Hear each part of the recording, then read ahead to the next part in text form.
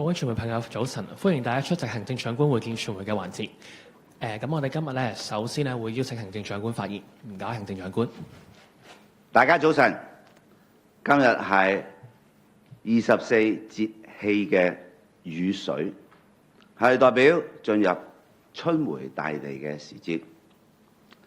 喺剛過去嘅星期日，喺香港出世嘅大熊貓龍鳳胎 BB。正式同公眾見面。Giant panda twin cubs just started meeting with the public.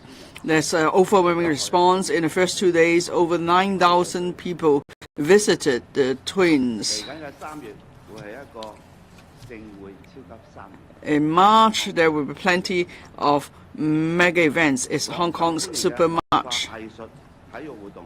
There are arts, cultural and sports events which are highly popular being presented in March. On the 1st of March, the Kai-Tak Sports Park will hold mega opening ceremony.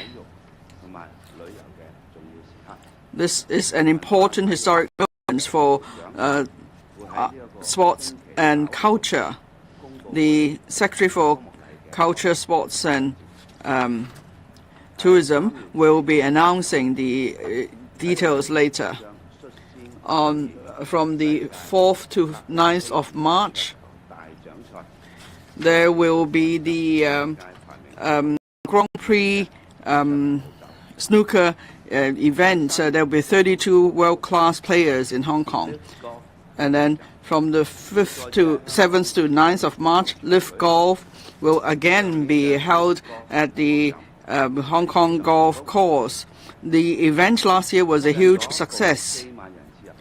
Some 40,000 people attended the event, bringing to Hong Kong $200 million of benefits, economic benefits. Starting from the 5th of March at the M+ Museum, there will be the 4-month major Picasso exhibition. And then at the end of March, Complex Con Hong Kong Art Central and the Art Basel 2025 will be held in Hong Kong. These are mega cultural events that will bring 400,000 people to them. And at the end of March, the rugby sevens will be moved to the Kai-Tak Sports Park for the first time. In the past, the number of spectators could reach 40,000, but at the Kai-Tak Sports Park, 50,000 spectators could be housed. And the rugby sevens will certainly bring business to the retail and dining facilities nearby. Apart from the series of arts and cultural events and sports events, there will be a large number of major exhibitions, the International Jewelry Expo, Film Expo, and then high-end conferences. For example, a conference hosted by the Economist on high technology.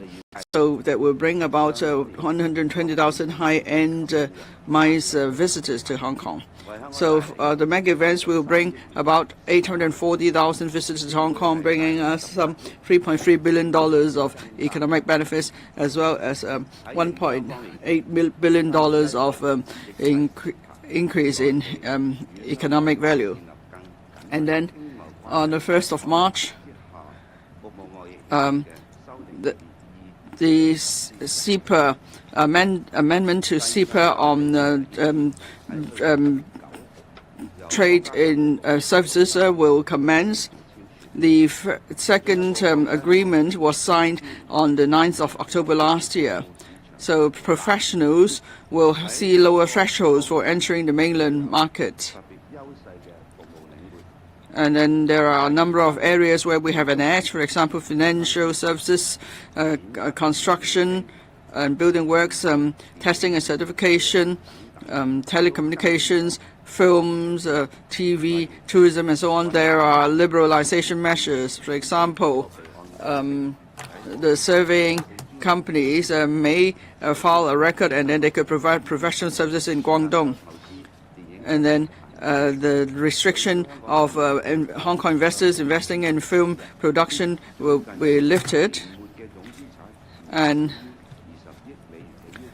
then there are other lifting of restrictions, say, on the investment amount and so on. So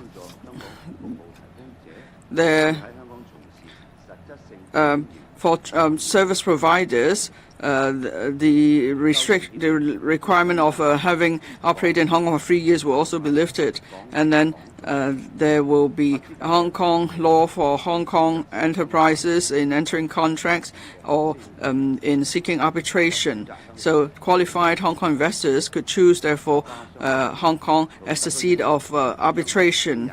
And then tomorrow, there will be a CEPA business forum held together with the Ministry of Commerce.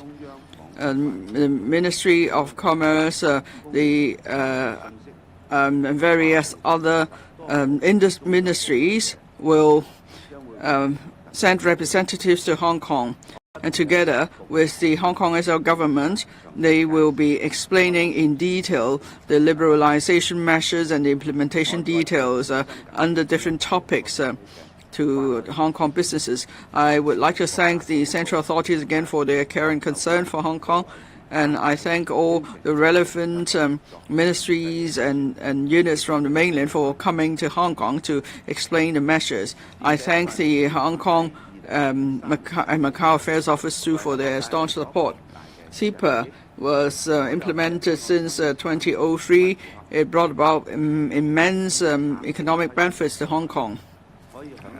And goods of Hong Kong origin could enjoy zero duty for entering the mainland market.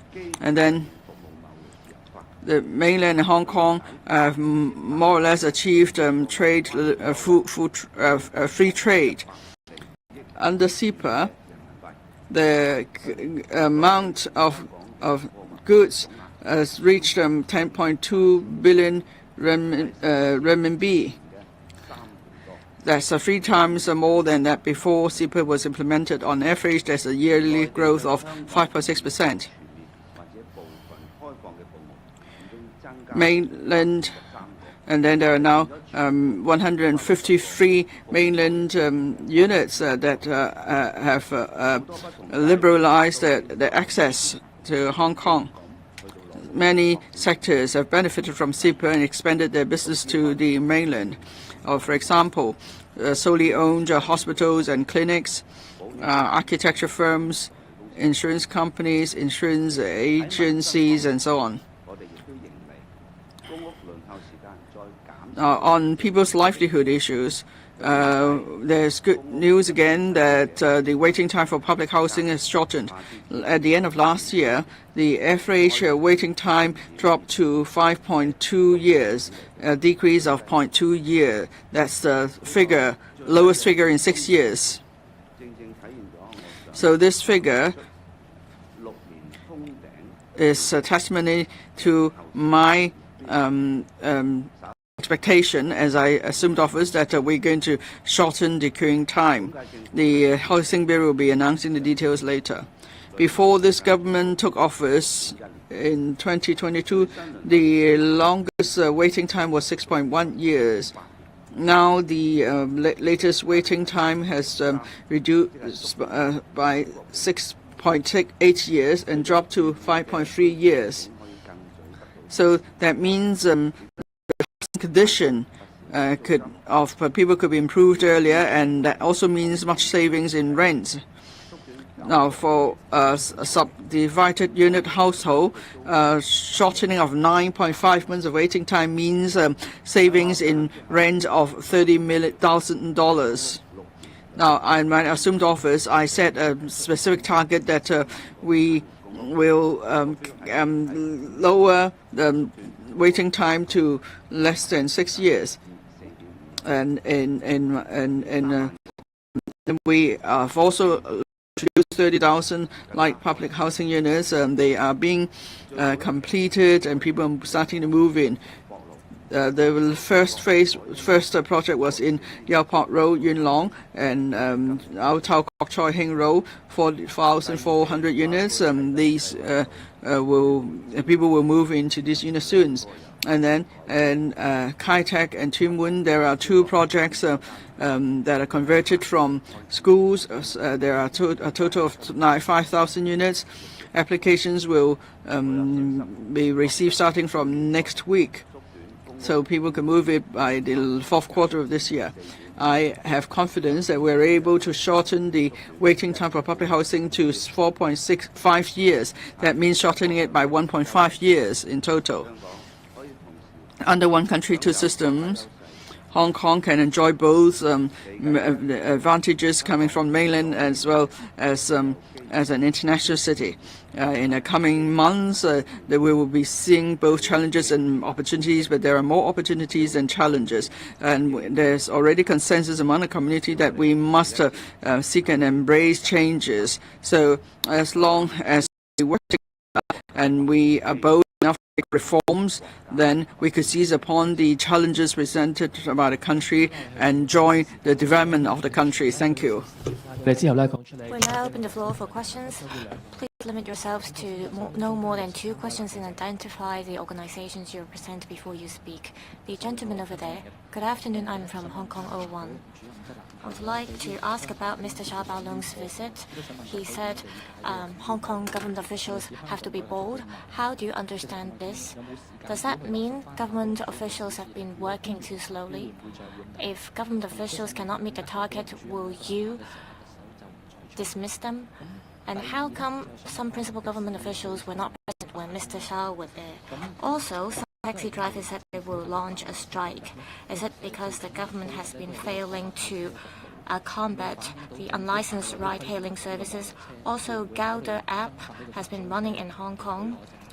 Will the government issue licenses to these ride-hailing services apps? First of all, I thank Mr. Xia Baolong for coming to Hong Kong's He Tao area on the 9th. He inspected the innovation and technology zone in the He Tao area. He also inspected the same park in the mainland. The following day after I came back from Harbin, I chaired a meeting to summarize Mr. Xia's visit, as well as the different development projects he inspected. I also gave a summary on the briefing session Mr. Xia provided.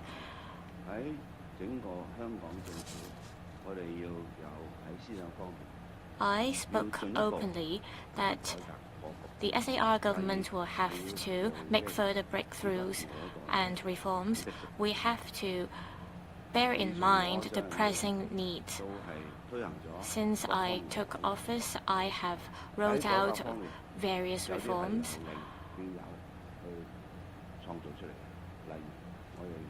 For some items we built from scratch. For example, the Hong Kong Investment Corporations was established from scratch. The reforms were to address all the loopholes and shortcomings.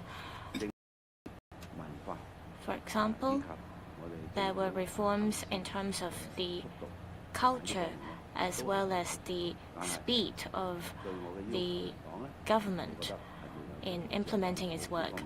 However, I think there is always room for us to strive for improvement and excellence. We have to reforms. Some of them are in larger scale.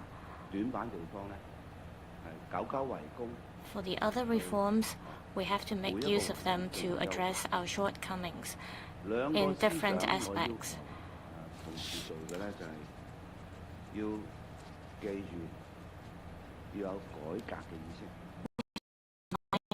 should be bold in making breakthroughs, and we have to have that mindset. And we also have to keep in mind the urgency of things. We are facing great challenges, and we have to keep that in mind. And there's no end date to these reforms. These reforms are ongoing.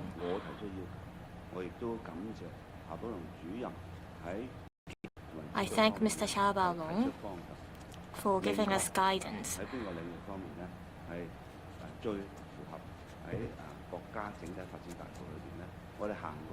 Pointing out clearly that we have to integrate into the country's overall development. And we have to be more effective in terms of carrying out our work. So I support the idea that we have to keep launching reforms, and Mr. Xia Baolong has given us guidance in this regard in terms of how we can yield better results in integrating ourselves into the overall development of our country.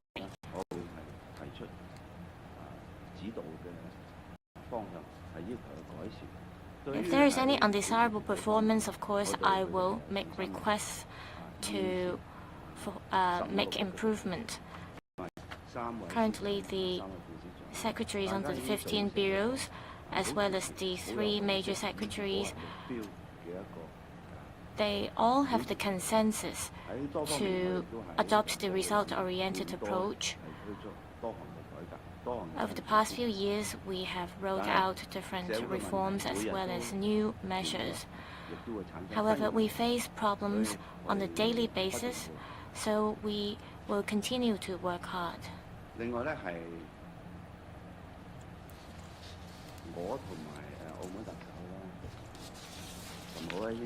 Also, the Macau Chief Executive, Mr. Sam Ho-Fai, and I attended the Asian World Games in Harbin.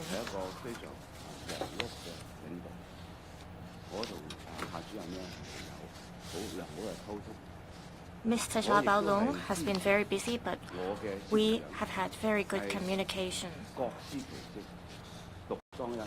All the secretaries and I have been working in our posts to deal with different challenges and problems. So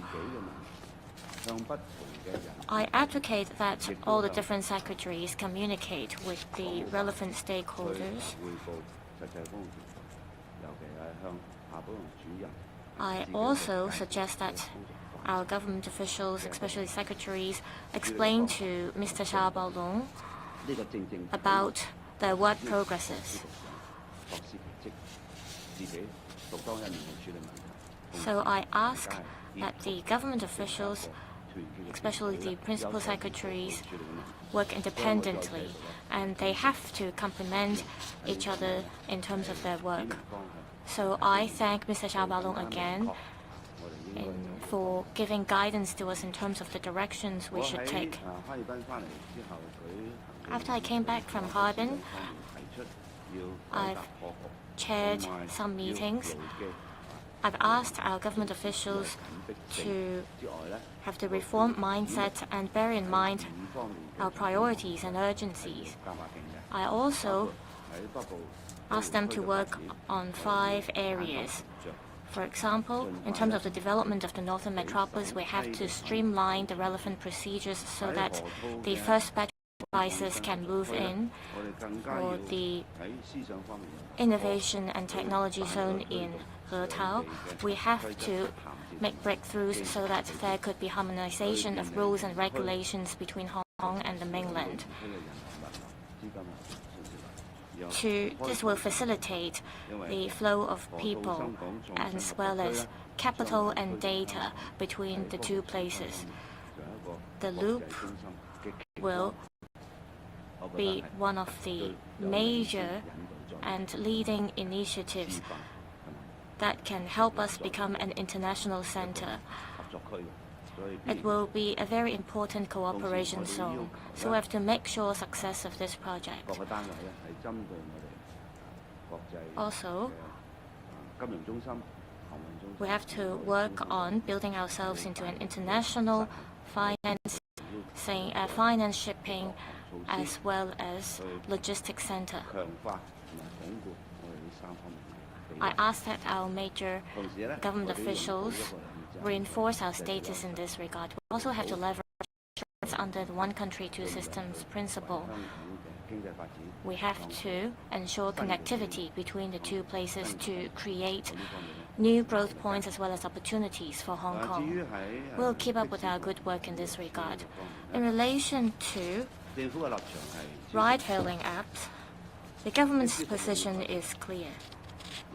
Taxi services have to be improved. Ride-hailing services will have to be regulated. Unlicensed white plate or white license cars, they have to be regulated. Any radical acts will not help solve problems. Radical acts will only damage people's livelihood and change the nature of our problem. This will give people the opportunity, especially people with ulterior motives, to hijack this. Different representatives from the taxi trade said they would not join the strike. Any problems should be solved by rational communication and discussions. There should be between different parties. In this regard, the Transport and Logistics Bureau has already proposed some solutions. This includes introducing the taxi fleet regime to enhance taxi services. It will also regulate ride-hailing service platforms to make sure that there will be point-to-point ride-hailing services for the public. Regulating ride-hailing services is a problem that needs to be solved. This current term government has been proposing solutions to this long-standing issue. Tomorrow, the Transport Advisory Committee will hold a meeting. Representatives from the taxi trade as well as ride-hailing service industry will attend the meeting. Government representatives will also attend the meeting. This will be a very good opportunity for all the parties to have a rational discussion. I hope we will all resolve this long-standing problem in a sensible manner and implement the government's proposal in a concerted manner. Thank you. Good morning, Mr. Lee. Some English questions from the South China Morning Post. Firstly, with regards to the taxi strike, the Hong Kong Telecall Taxi Association has earlier threatened that it would organize a 5-day strike if the government does not respond positively to their demands to crack down on ride-hailing. About the strike, how seriously does the government view this threat by the taxi sector, and would this threat sway the government's stance on ride-hailing regulation?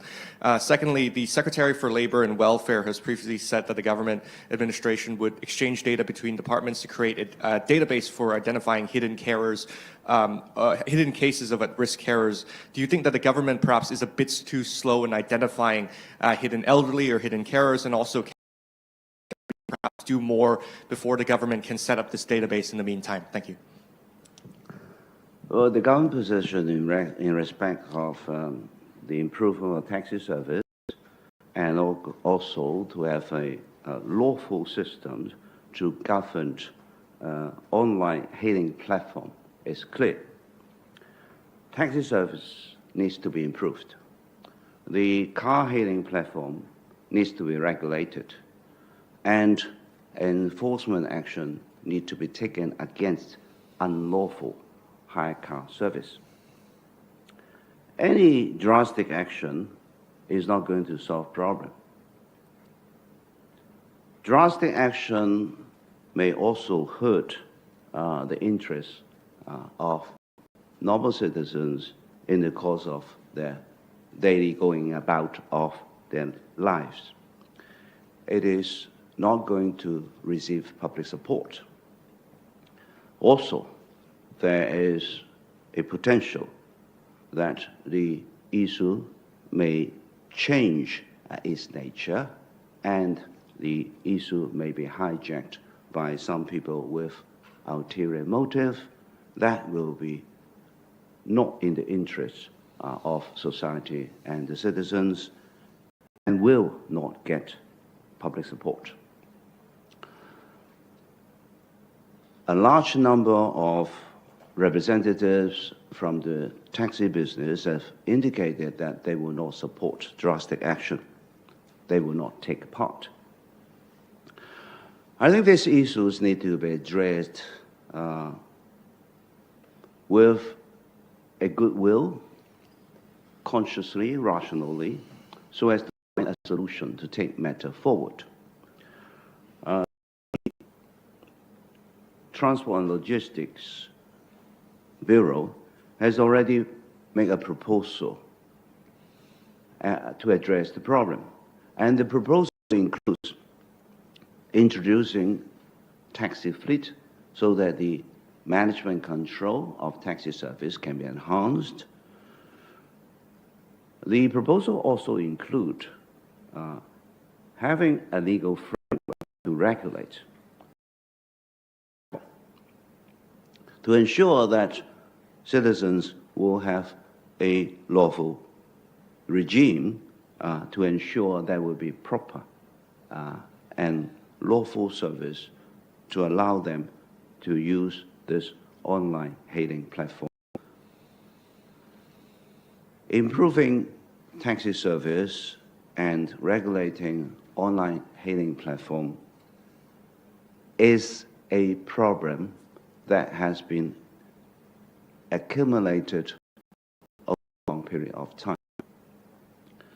The government, since our assumption of office,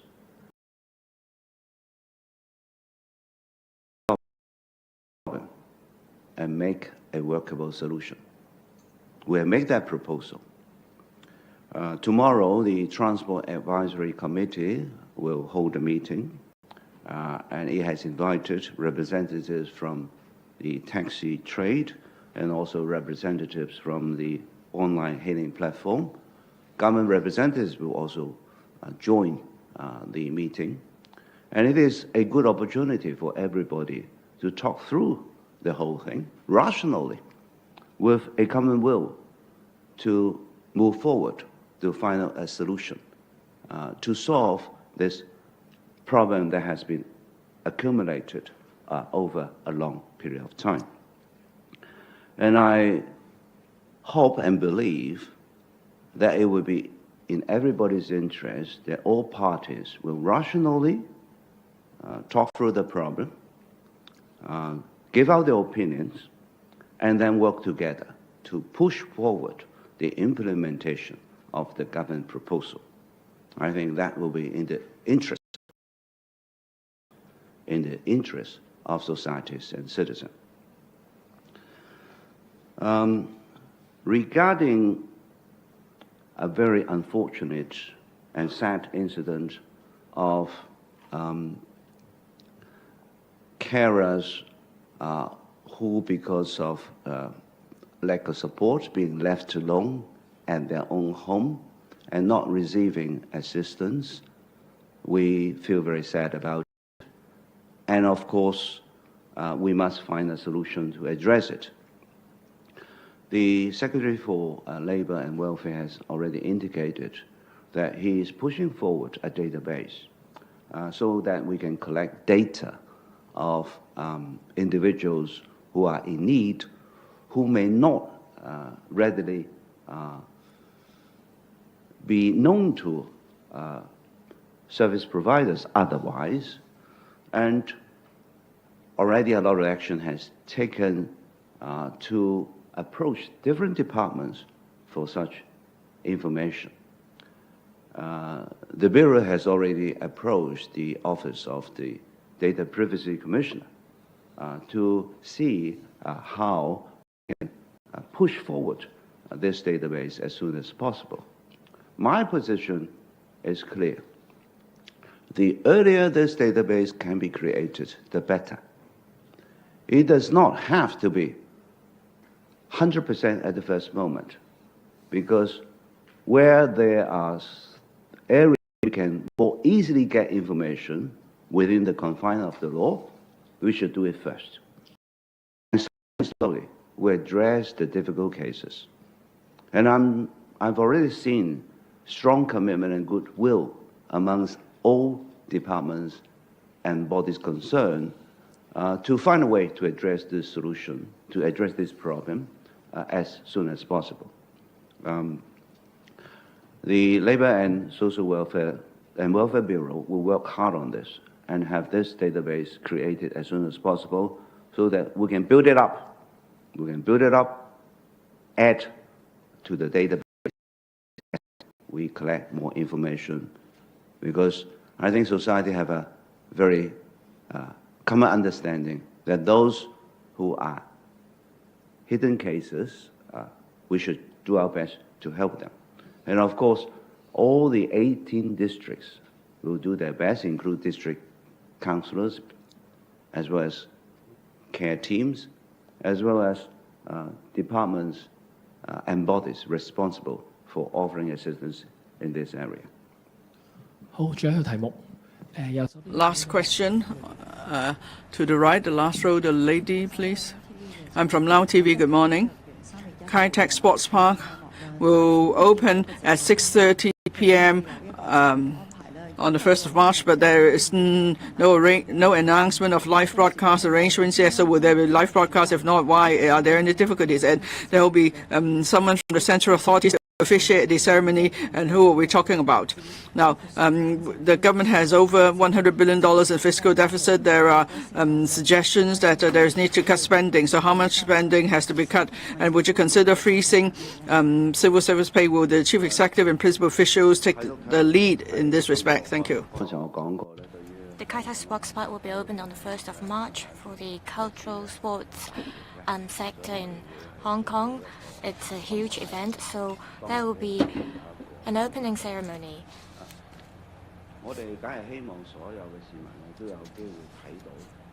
We of course hope that all members of the public will be able to watch the event staged in the opening ceremony. I hope, or I believe it will be a very happy night that everybody is looking forward to. We have to make sure that members of the public will be able to view the event for free through the TV channels, so that we can share the happiness with everyone.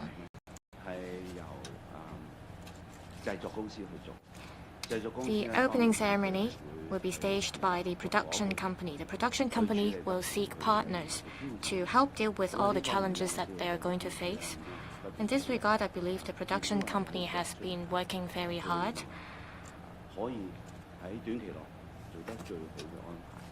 They are going to find the best solution that they can seek within such a short period of time. I hope all members of the public will be able to view in front of the TVs the opening ceremony that night, including the excellent performances. This is a huge event for the SAR government. I will be present to officiate the opening ceremony. The SAR government officials will also participate in the event.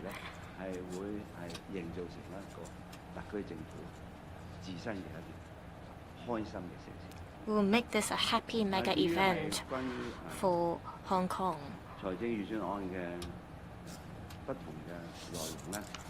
As for the upcoming budget, I know that you are all very curious about what will be announced in the budget. The Financial Secretary has been keeping in close communication with me, and his work has entered the final stage for the budget. The Financial Secretary has listened to different views, and based on these views has been working very hard to strive for the best proposals. The budget will be announced at the end of this month, and all the proposals will be included in the budget and announced to everyone. That's all for today's press conference. Thank you.